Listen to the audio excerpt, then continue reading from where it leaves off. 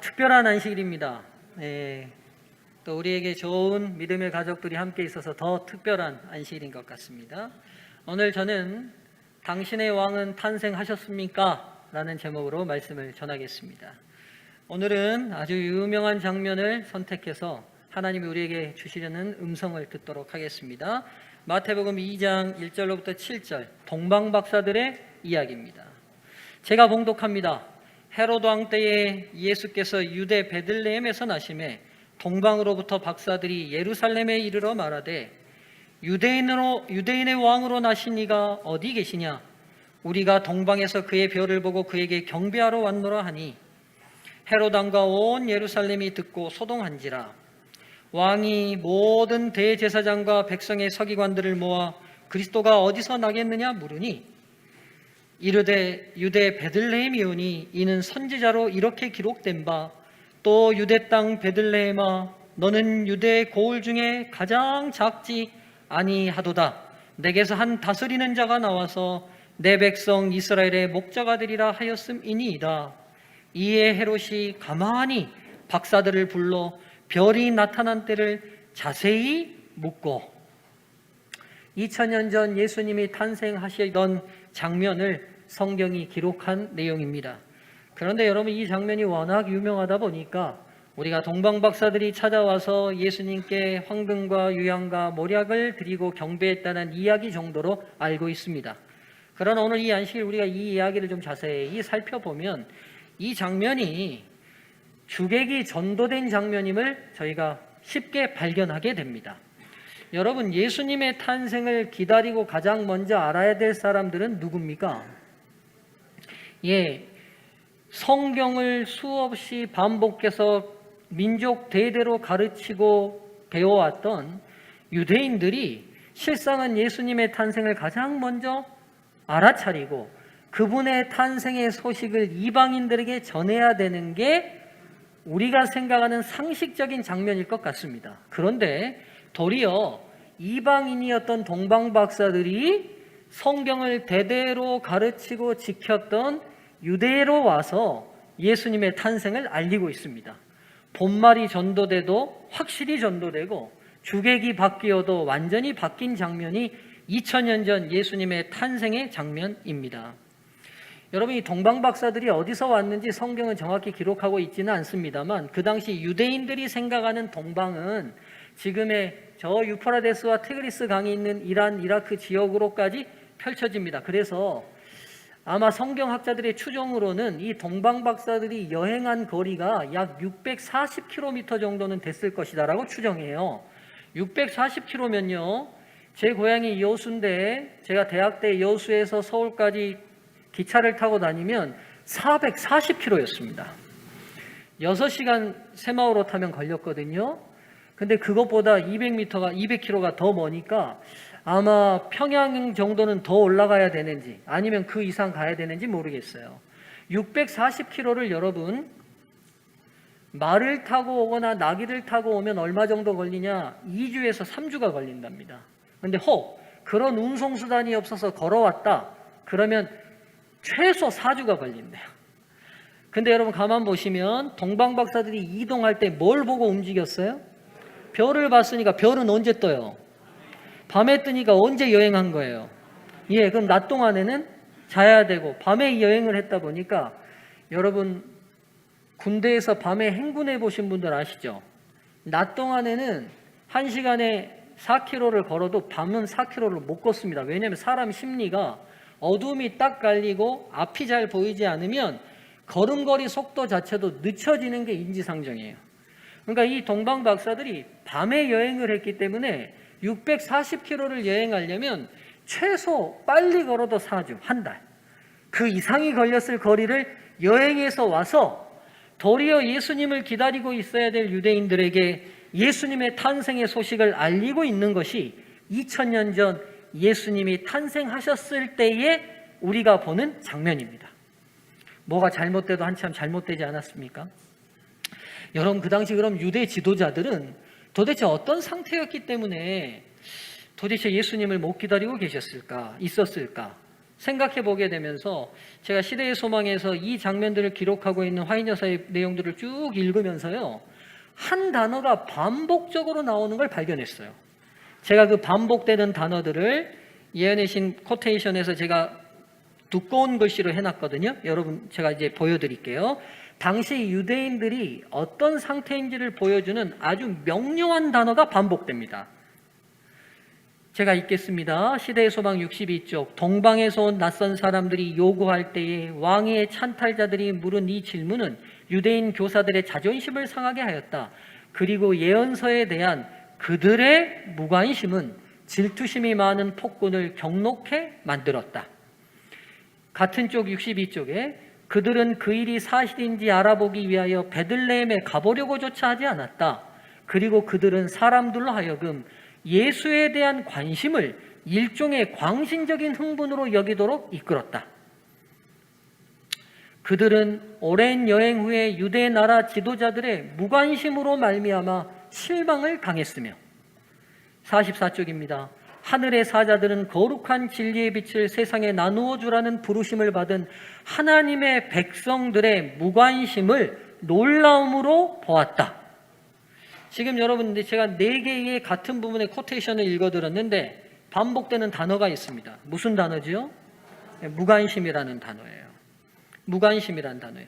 여러분, 여러 가지로 설명할 수 있지만 일단 당시의 유대 지도자들이 예수님의 탄생을 그토록 예언한 성경을 달달달 외우는 것을 천직으로 사는 그들이 예수님의 탄생을 인지하지 못했던 중요한 이유 중에 하나는 어떤 무엇보다도 무관심했기 때문이라는 거예요. 반면에 그럼 동방박사들은 어땠느냐는 거예요. 이방인이고 유대 혈통도 아니고 사회적 환경 속에 메시아를 기다리는 그런 사회도 아닌 이 동방박사들이 살았던 환경 속에서 이 동방박사들은 어떤 삶을 살았냐는지를 한번 보죠. 시대의 소망 59쪽입니다. 그들은, 여긴 동방박사들입니다. 더욱 명확한 지식을 찾는 가운데 히브리 성경에 관심을 돌렸다. 대치되는 단어가 나와요. 그 다음 이 여행하면서 동방박사들이 어떻게 했는지를 시대의 소망 60쪽은 이렇게 기록하고 있어요. 별을 보면서 가기 위하여 밤에 여행해야 했다. 그러나 그들은 그들이 찾으려 하는 분에 대한 전설과 예언들을 암송하면서 그 시간을 보냈다. 쉬기 위하여 멈출 때마다 그들은 예언을 살펴보았으며 그들이 하늘의 인도를 받고 있다는 확신은 더욱 깊어졌다. 그러니까 그 한 달 기간의 여행 기간 동안 쉬거나 시간이 있을 때마다 이들이 뭘 했다고요? 예수님이 어디 탄생하시겠다고 예언되어 있는지, 예수님이 어떤 분이신지 계속 그분에게 관심 있는 내용들로 그들의 시간을 보냈다는 사실을 알게 됩니다. 동방 박사들과 유대 지도자들의 차이점, 그들의 결정적 차이점은 관심과 무관심의 차이였습니다. 오늘 예수님이 탄생하신 날은 아니지만 세상은 그분이 탄생했다고 기념하고 축하하는 날입니다. 그런데 정작 그분의 탄생을 가장 알아야 될 사람들은 몰랐고 몰라도 될 만한 사람들은 알았어요. 그 결정적 차이는 도대체 그분에게 관심이 있었느냐 없었느냐의 차이입니다. 관심이 없으면 진짜 태어나도 나와는 무관한 탄생입니다. 오늘 여러분 우리가 여기 교회에 다 앉아 있지만 저 옆에 산부인과에서는 애가 태어나고 있어요? 안 태어나고 있어요? 태어나고 있어요. 태어난 게 사실이에요. 근데 그 태어남이 나와 무슨 관계예요? 아무 관계가 없어요. 태어났으나 나에게는 아무 관계가 없어요. 예수님이 2000년 전 이 땅에 태어난 게 사실이에요. 그런데요, 태어났는데요, 내가 관심 없으면 그 태어남이 아무 문제가 안 돼요. 실제적으로 태어났으나 나에게는 안 태어난 것과 진배 없습니다. 관심이 없으면 그의 탄생은 나에게 의미가 없어요. 진짜 태어나는 건 언제 태어나는 거냐? 내가 그 존재에게 관심을 가질 때 내 안에서 태어나는 거예요. 유명한 시 김춘수 시인의 꽃을 여러분 잘 아십니다. 글씨가 좀 작네요. 제가 좀 읽을게요. 김춘수 꽃, 아주 유명한 시죠.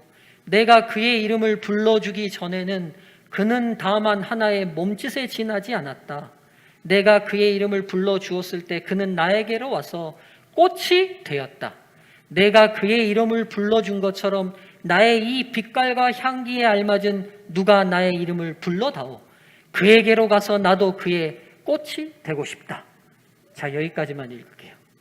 김춘수 시인이 더 깊은 의미로 이 시를 썼겠지만 저에게는 이 시를 읽으면 읽을수록 관심 없는 대상은 아무 의미가 없다는 걸로 명료하게 들립니다. 2000년 전 예수님이 이 땅에 탄생하셨다 한들, 그분이 우리의 구원자라고 한들 여러분과 제가 아무 관심이 없으면 도대체 그 구원은 누가 받는 구원이고 그 사랑은 누가 받는 사랑입니까? 세상은 그분이 탄생했다고 온통 난리지만, 교회마다 캐롤도 눌러 퍼지지만 진정 우리는 그분에게 관심이 있습니까? 진정 우리는 그분에게 초점 둔 시간들을, 마음들을 두고 살았습니까? 예수님의 2000여 년의 탄생, 이 땅에 태어난 사실보다 더 중요한 것은 이분이 우리의 마음 안에서 나의 왕으로 다시 태어나는 것입니다.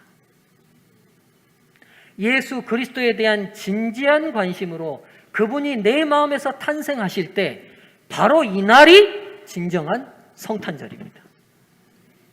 여러분의 성탄절은 언제입니까? 한번 대답해 보시죠. 나의 인생의 성탄절은 언제였습니까?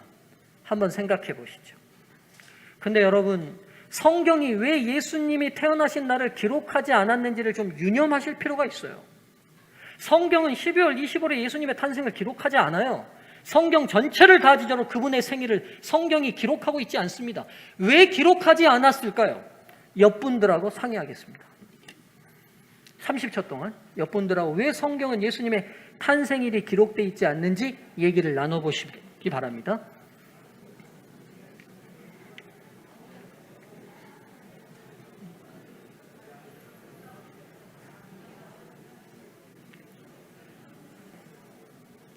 제가 다른 교회 전도회 가가지고 이렇게 토요일을 시켜보거든요.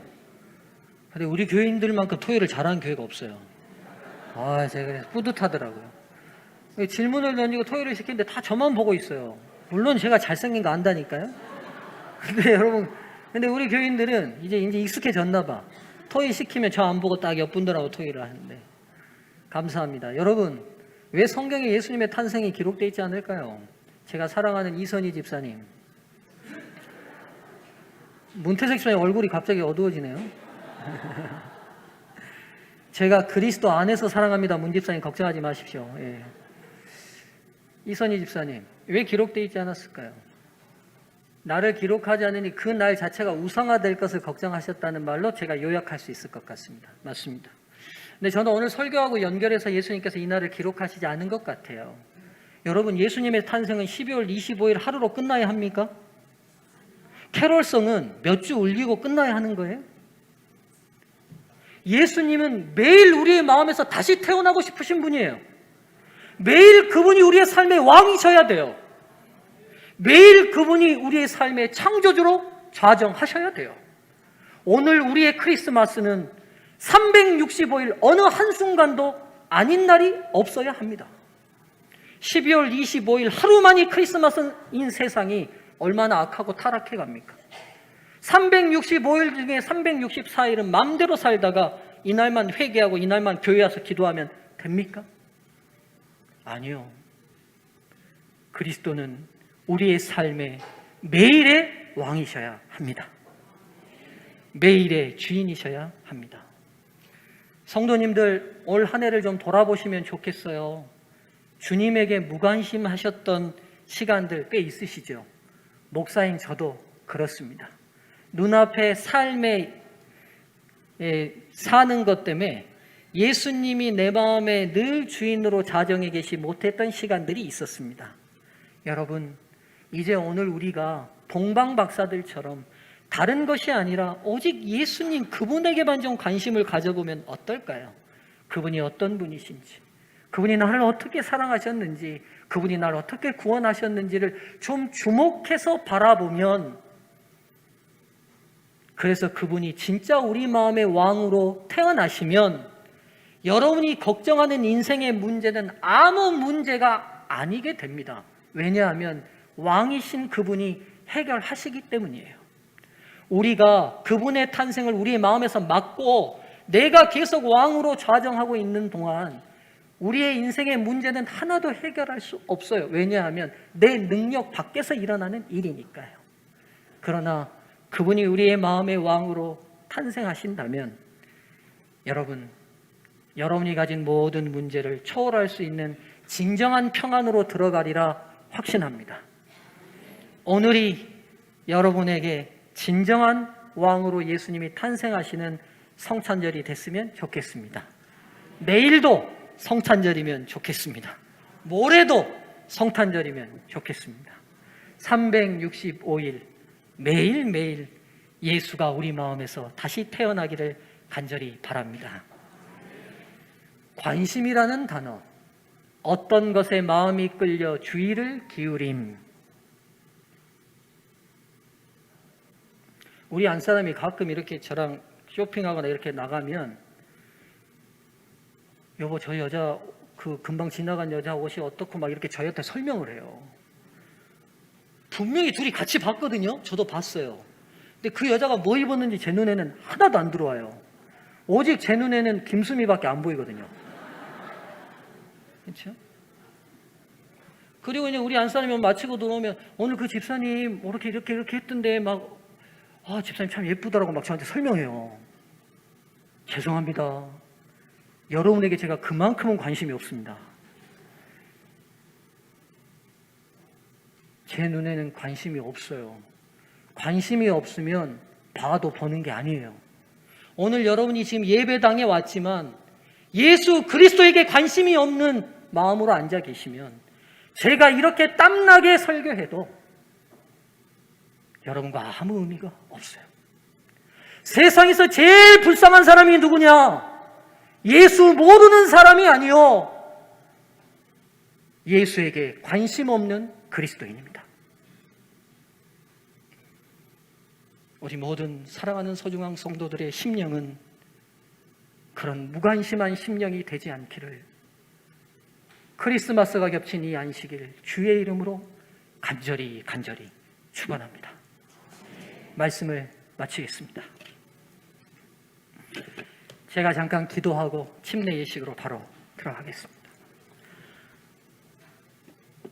사랑이신 하나님, 2000년 전 죄와 죽음에서 죽을 수밖에 없는 저희를 긍휼히 여기시사 아들을 보내셔서 아기로 태어나게 하시고 인간이 겪는 간단 신고의 모든 고통 다 겪게 하시고 끝내는 십자가에 처절히 죽이시사 우리를 살리신 은혜를 인해 감사합니다.